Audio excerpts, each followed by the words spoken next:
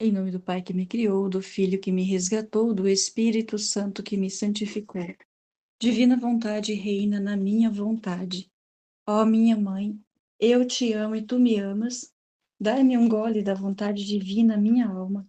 Me abençoa, Mãe, para que todas as minhas ações sejam feitas diante dos vossos olhos maternais. Amém. Suprema Majestade, eu venho em sua divina vontade, em nome de todos, do primeiro ao último homem que existirá na terra, para dar a ti as homenagens que tendes direito, as adorações, os louvores, o amor, as reparações, por todos e por cada pecado. Vem o Senhor na sua divina vontade. Dou-te a minha vontade humana, por meio do Imaculado Coração de Maria, que possui todos os dons e os frutos da divina vontade. Dai-me, Senhor, então a tua divina vontade. Vem, ó divina vontade, nesta ação que eu estou a fazer, e em todas as ações que eu farei durante este dia. Amém. Fiat. Vinde, Espírito Santo, vinde por meio da poderosa intercessão do Imaculado Coração de Maria, vossa amadíssima esposa e nossa mãe. Amém. Vinde, Espírito Santo, vinde por meio da poderosa intercessão do Imaculado Coração de Maria, vossa amadíssima esposa e nossa mãe. Amém.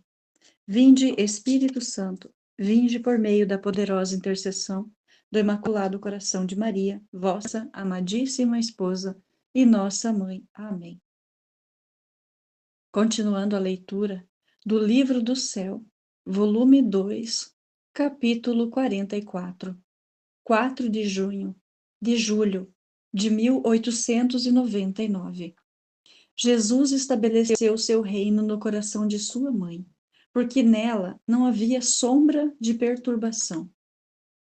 Esta manhã, tendo-me renovado Jesus as penas da crucificação, encontrava-se também nossa mãe rainha, e Jesus, falando dela, disse: Meu próprio reino esteve no coração de minha mãe.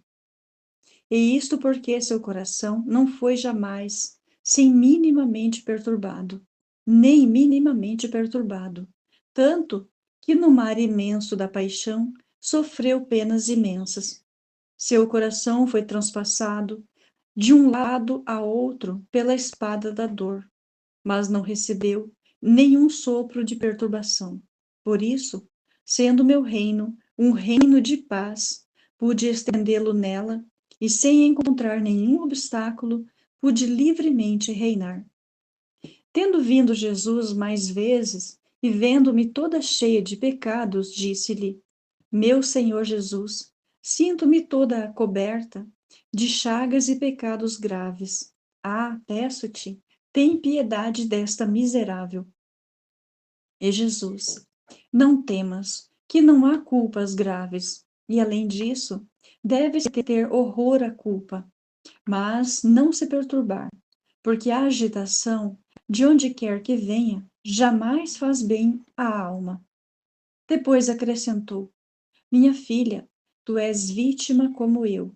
Faz que todas as tuas obras resplandeçam com as minhas mesmas intenções, puras e santas, a fim de que, encontrando em ti a minha imagem, possa livremente derramar a abundância das minhas graças. E adornada, assim poderei oferecer-te como vítima perfumada ante a divina justiça. Capítulo 45. 9 de julho de 1899. Jesus renova a crucificação de Luísa, para continuar na terra seu ofício de vítima vivente diante da justiça divina, sendo a sua santíssima humanidade glorificada, incapaz de sofrer. Visão do Salmo 149. Esta manhã Jesus quis renovar-me as penas da crucificação. Primeiro me transportou para fora de mim mesma, sobre um monte, e me perguntou se queria ser crucificada. Eu lhe disse: Sim, meu Jesus, não desejo outra coisa que a cruz. Enquanto dizia isto, surgiu uma cruz enorme, que me estendeu sobre ela e me pregou com as próprias mãos. que penas atrozes sofria ao me sentir trespassar as mãos e os pés por aqueles pregos, que por acréscimo estavam sem ponta, que além disso já haviam saído, e para fazê-los penetrar era difícil e sofria muito. Mas com Jesus tudo era suportável. Depois de acabar de me crucificar, disse-me: Minha filha, sirvo-me de ti para poder continuar a minha paixão. Como meu corpo glorificado não é capaz de sofrer mais, vindo a ti, me sirvo de teu corpo como me servi, do meu, no curso de minha vida mortal, para poder continuar sofrendo minha paixão, e assim poder te oferecer, ante a divina justiça, como vítima vivente de reparação e propiação. Depois disto, parecia que se abria o céu e descia uma multidão de santos, todos armados com espadas. Uma voz, como de trovão, saía daquela multidão e dizia: Viemos defender a justiça de Deus e punir os homens que tanto abusaram de sua misericórdia. Quem pode dizer o que acontecia sobre a terra nesta descida dos santos? Só sei dizer que havia quem guerreava em um ponto e quem em outro. Uns fugiam, outros se escondiam. Parecia que todos estavam consternados. Capítulo 46. 14 de julho de 1899. O porquê de Jesus não poder deixar Luísa. O sacerdote é necessário para a vítima. Meu adorável Jesus continua esses dias fazendo-se ver pouquíssimas vezes. Sua visita é como um raio, que enquanto se quer seguir, vendo-o foge, e se alguma vez se detém um pouco, é quase sempre em silêncio. Outras vezes diz alguma coisa, mas assim que se vai, me parece que leva essa palavra junto com a luz que me vem de sua palavra. Tanto que depois não recordo nada do que disse. A minha mente fica na mesma confusão de antes. Que estado miserável! Meu querido Jesus, tenha piedade desta miserável. Continues fazendo uso da tua misericórdia. Agora, para não me alongar e dizer dia por dia o que passei, direi aqui tudo junto algumas palavras que me disse nesses últimos dias. Lembro-me que depois de ter derramado lágrimas amarguíssimas, Jesus fazendo-se ver, e eu me queixando com ele porque me havia deixado, chamou muitos anjos e santos e dirigindo-se a eles disse: Ouçam o que diz, que eu a deixei. Digam-lhe, posso eu deixar aqueles que me amam? Ela me amou, como posso deixá-la? E os santos concordaram com o Senhor, e eu fiquei mais humilhada e confusa do que antes. Noutra ocasião, disse-lhe: No final acabarás por me deixar de todo. Jesus disse-me: Filha, não posso deixar-te, e como penhor disso, pus em ti os meus sofrimentos. Depois, encontrando-me ocupada com o pensamento, como permitiste, Senhor, que vieste o sacerdote? Tudo poderia ter acontecido entre mim e ti. Em um instante me encontrei fora de mim mesma, estendida sobre uma cruz, mas não havia ninguém que pudesse me pregar. Eu comecei a pedir ao Senhor que viesse a crucificar-me, e Jesus veio e me disse: Veja como é necessário que o sacerdote esteja no meio de minhas obras. E isto é ajuda também para cumprir a crucificação. É certo que se não há ninguém, por ti só não podes crucificar-te. Sempre se necessita da ajuda dos demais. Capítulo 47. Jesus no Santíssimo Sacramento está no coração de Luísa, e com luz e amor eles se atraem. 18 de julho de 1899. Continua quase sempre o mesmo. Desta vez me parecia que em meu coração estivesse Jesus sacramentado, e da hóstia santa se espargiam muitos raios de luz em meu interior, e do meu coração saíam tantos fios de luz que se entrelaçavam a todos esses raios de luz, parecendo que Jesus, com seu amor, atraía todo o meu coração. E este, com aqueles fios, atraía e amarrava Jesus a estar comigo. Capítulo 48. A cruz torna a alma transparente e brilhante, para não cair no abismo e poder chegar ao céu. Não se deve olhar para nada além de Jesus. 22 de julho de 1899. Esta manhã o meu adorável Jesus fazia-se ver com uma cruz de ouro pendurada no pescoço, toda resplandecente, e que ao olhá-la se comprazia imensamente. De repente encontrou-se presente o confessor e disse Jesus: os sofrimentos dos dias passados aumentaram tanto o esplendor da cruz, que, olhando para ela, muito me comprazo. Depois se dirigiu a mim e me disse: a cruz comunica tal esplendor à alma, de torná-la transparente, e assim como quando um objeto é transparente, lhe podem dar todas as cores que se queira. Assim a cruz, com sua luz, dá todas as linhas e formas mais belas que jamais se possam imaginar, não só pelos outros, mas também pela própria alma que os experimenta. Além disso, em um objeto transparente, logo se descobre o pó, as pequenas manchas e até qualquer escurecimento. Assim é a cruz. Como faz transparecer a alma, logo descobre os pequenos defeitos, as mínimas imperfeições. Tanto que não há mão mestra mais hábil que a cruz, para ter a alma preparada a fim de torná-la digna habitação do Deus do céu. Quem pode dizer o que compreendi da cruz e quão invejável é a alma que a possui?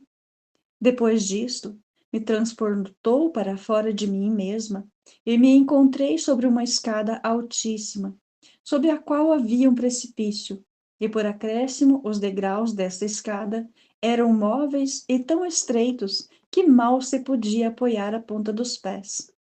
O que mais dava terror era o precipício e o não poder encontrar apoio de nenhum tipo. E querendo agarrar-se dos degraus, estes se caíam junto. Ver que quase todas as outras pessoas caíam infundia calafrio nos ossos, mas não se podia evitar passar por aquela escada. Então tentei, mas assim que subi 2 ou 3 degraus, vendo o grande perigo que corria de cair no abismo, comecei a chamar a Jesus, para que viesse em minha ajuda. Então, sem saber como, encontrei a Jesus junto a mim, que me disse: minha filha, isto que tu viste é o caminho que percorrem todos os homens nesta terra. Os degraus móveis, sobre os quais não podem apoiar-se para ter um sustento, são os apoios humanos, as coisas terrenas, que se querem apoiar sobre elas.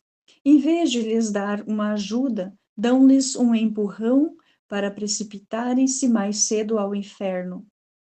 O meio mais seguro é o caminhar quase voando, sem se apoiar sobre a terra, a força dos próprios braços, com os olhos em si mesmos, sem olhar os demais e também dando-os todos atentos, e também tendo-os todos atentos a mim, para ter ajuda e força. Assim poderão facilmente evitar o precipício. Capítulo 49. 28 de julho de 1899. A vida humana é um jogo. Jesus participa dele, mandando muitas cruzes e flechas às criaturas, para que façam muitas aquisições de glória, mas poucos estão envolvidos. A sede de Jesus na cruz era pelas imensas riquezas, rejeitadas por outros tantos. Esta manhã, meu adorável Jesus veio com um aspecto admirável e misterioso. Trazia no pescoço uma corrente que pendia sobre todo o peito. Por um lado se via como um arco, por outro lado da cadeia, como uma aljava cheia de pedras preciosas e de gemas. que era um dos mais belos adornos ao peito do meu doce Jesus, e com uma lança na mão. Enquanto estava neste aspecto, disse-me: a vida humana é um jogo. Há quem jogue com o prazer, outros com o dinheiro, há quem jogue com a própria vida, e tantos outros jogos que fazem. Também eu me deleito a recriar-me com as almas. Mas quais seriam esses jogos que faço? São as cruzes que envio.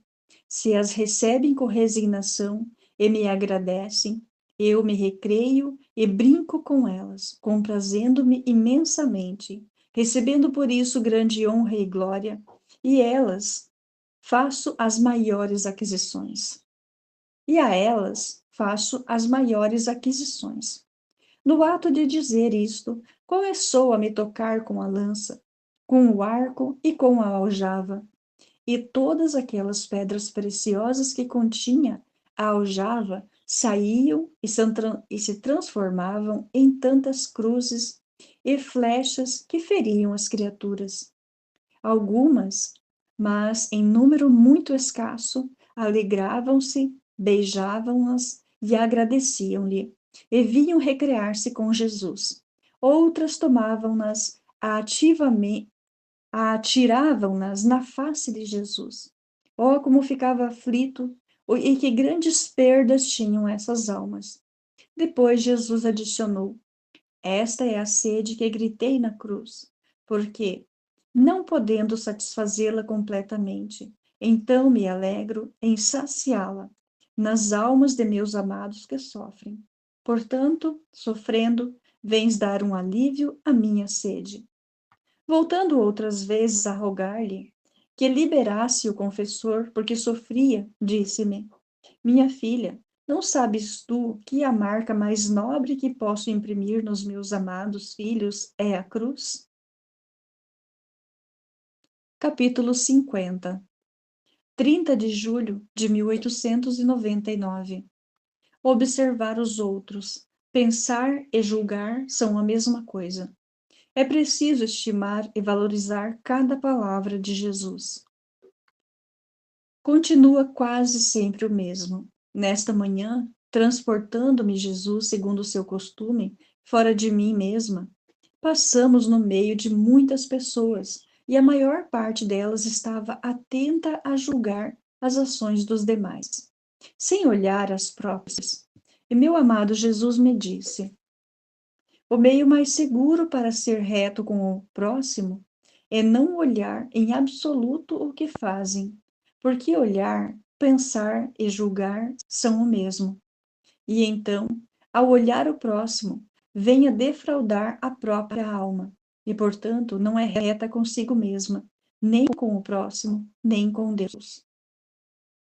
Depois disso, lhe disse: meu único bem, já faz tempo que não me dá nem sequer um beijo.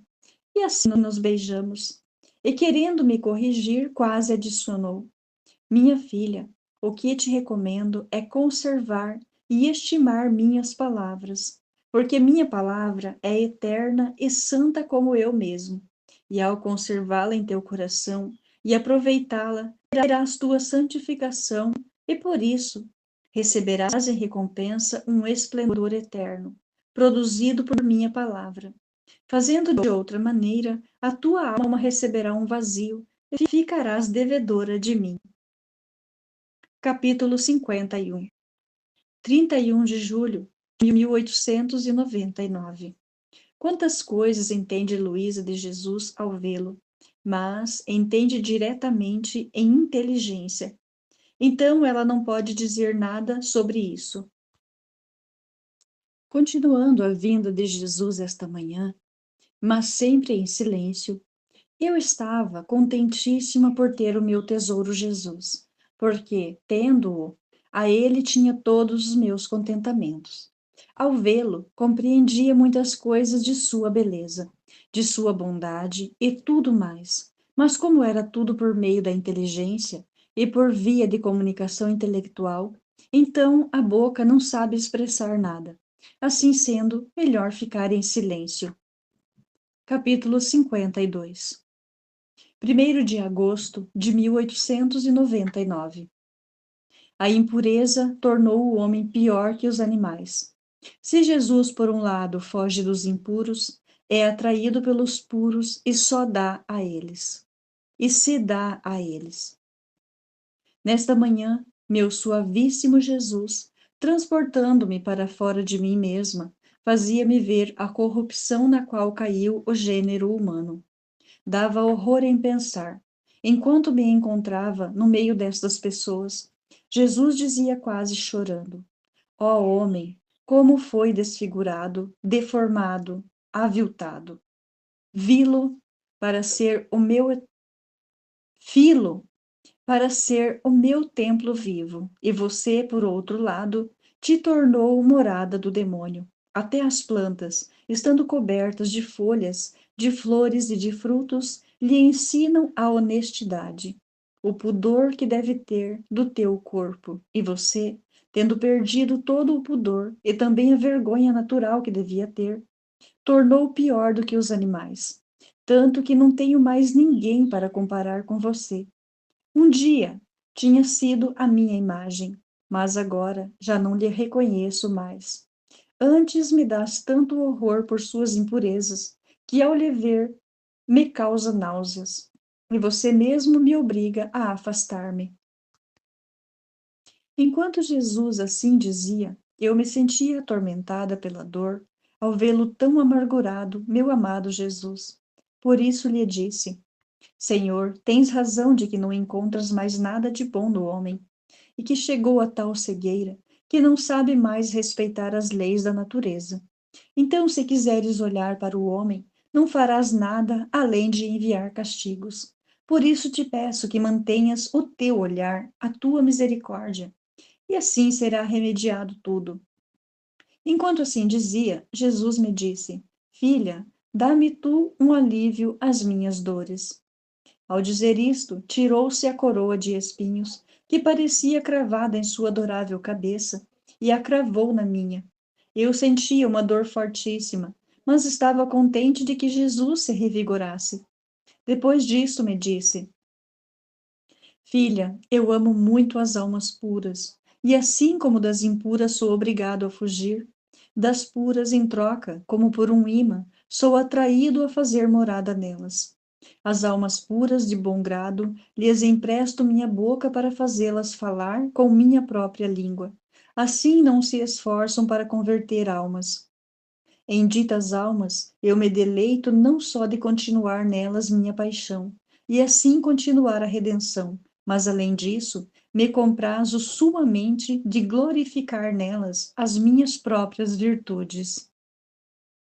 Capítulo 53.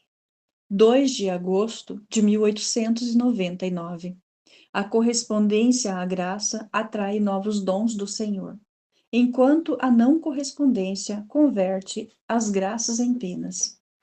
Esta manhã, meu adorável Jesus se fazia ver todo aflito e quase zangado com os homens, ameaçando com os habituais castigos e de fazer com que as pessoas de repente morram sob raios, granizos e fogo. Eu lhe pedi muito que se acalmasse, e Jesus me disse: São tantas as iniquidades que se elevam da terra ao céu, que se faltasse por um quarto de hora a oração e almas que são vítimas diante de mim, eu faria sair fogo da terra e com ele inundaria as nações. Depois acrescentou: Olha quantas graças devia verter sobre as criaturas. Mas como não encontro correspondência, sou obrigado a retê-las em mim. E mais que isso, me fazem transformá-las em castigos. Presta atenção, minha filha, e corresponda às tantas graças que estou derramando em ti, porque a correspondência é a porta aberta para me deixar entrar no coração e ali formar minha morada. A correspondência é como aquela boa acolhida, aquela estima que se dá às pessoas quando vêm fazer uma visita, de modo que, atraídas por esse respeito, por essas maneiras afáveis que se usam com elas, estão obrigadas a vir outras vezes e chegam a não saber se separar. Tudo está em me corresponder, e à medida que as criaturas me correspondem, e me tratam na terra, assim eu me comportarei com elas no céu. E fazendo-lhes encontrar as portas abertas, convidarei toda a corte celestial a acolhê-los e os colocarei no mais sublime trono. Mas será o contrário para quem não me corresponde. Capítulo 54. 7 de agosto de 1899. Conhecer o próprio nada atrai as virtudes de Jesus. Só ele faz a alma bela com a sua própria beleza. Esta manhã, meu amável, Jesus não vinha. Depois de tanto esperar e esperar, finalmente veio.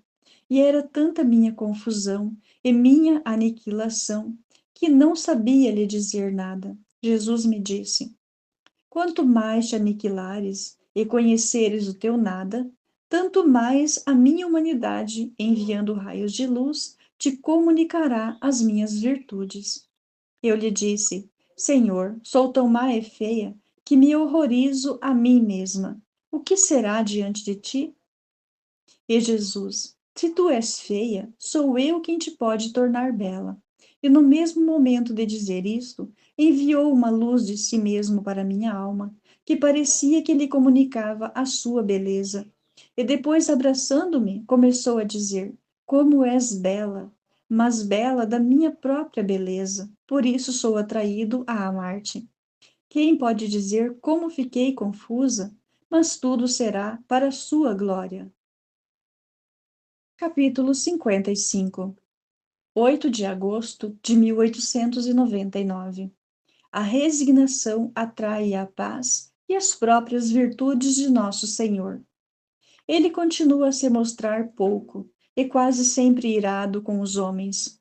E por mais que ele tenha pedido que derramasse em mim suas amarguras, isso foi impossível, e sem prestar-me atenção ao que lhe dizia, afirmou: a resignação absorve tudo o que pode ser doloroso ou repugnante à natureza, e o converte em doçura.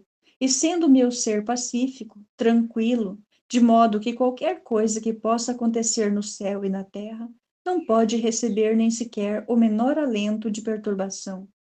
Então, a resignação tem a virtude de enxertar na alma estas mesmas virtudes minhas. A alma resignada está sempre em repouso, não só ela, mas faz-me repousar tranquilamente também a mim nela. Capítulo 56.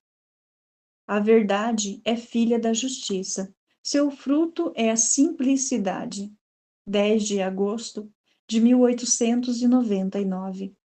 Esta manhã, quando veio o meu doce Jesus, me transportou para fora de mim mesma e desapareceu. E havendo-me deixado só, vi que do céu desciam como dois candelabros de fogo e depois, dividindo-se em muitos pedaços, se formavam muitos raios e granizos, que desciam à terra e faziam uma grandíssima destruição em plantas e homens. Era tanto o horror que a fúria do temporal, que nem sequer se podia rezar, e as pessoas não podiam chegar às suas casas. Quem pode dizer como fiquei assustada? Então comecei a rezar para apaziguar o Senhor, e ele, ao retornar, vi que trazia na mão como uma vara de ferro, e na ponta uma bola de fogo, e me disse: minha justiça foi longamente retida, e com razão quer tomar vingança contra as criaturas, pois ousaram destruir nelas toda a justiça. Ah, sim, nada de justo encontro no homem. Tudo foi desfigurado, nas palavras, nas obras e nos passos. Tudo é engano, tudo é fraude, tudo é injusto. Assim, penetrando no coração, interna e externamente, não é outra coisa que um porão de vícios. Pobre homem, como te reduziste? Enquanto dizia assim, movia a vara que tinha na mão em ato de ferir o homem. Eu lhe disse: Senhor, o que fazes? E ele: não temas, veja esta bola de fogo. E o que disparará? Não afetará senão os maus. Os bons não serão prejudicados. E eu acrescentei: Ah, Senhor, quem é bom? Somos todos maus. Peço-te que não olhe para nós, senão para a tua infinita misericórdia, e assim ficarás aplacado por todos nós. Depois disso, ele adicionou: A filha da justiça é a verdade. A filha da justiça é a verdade. Assim como eu sou verdade eterna, e não engano nem me podem enganar. Assim a alma que possui justiça faz resplandecer em todas as suas ações a verdade. Portanto, conhecendo por experiência a verdadeira luz da verdade, se alguém quer enganá-la, ao advertir a falta de luz que tem em si, logo conhece o engano. Então acontece que com esta luz da verdade não se engana a si mesma, nem ao próximo, nem pode receber engano. Fruto que produz esta justiça e esta verdade é a simplicidade, outra qualidade do meu ser, o ser simples, tanto que penetro em todas as partes. Não há nada que possa opor-se a que eu adentre. Introduzo-me no céu e nos abismos, no bem e no mal. Mas meu ser simplíssimo, ainda que penetre no mal, não se suja, aliás, nem sequer recebe a mínima sombra. Assim a alma, com a justiça e com a verdade, recolhendo em si este belo fruto da simplicidade, penetra no céu, introduz-se nos corações para conduzi-los a mim, penetra em tudo o que é bom e, encontrando-se com os pecadores para ver o mal que fazem, não fica suja, porque, sendo simples, prontamente se liberta, sem receber dano algum. É tão bela a simplicidade que meu coração fica ferido por um só olhar de uma alma simples, e ela é causa de admiração aos anjos e os homens.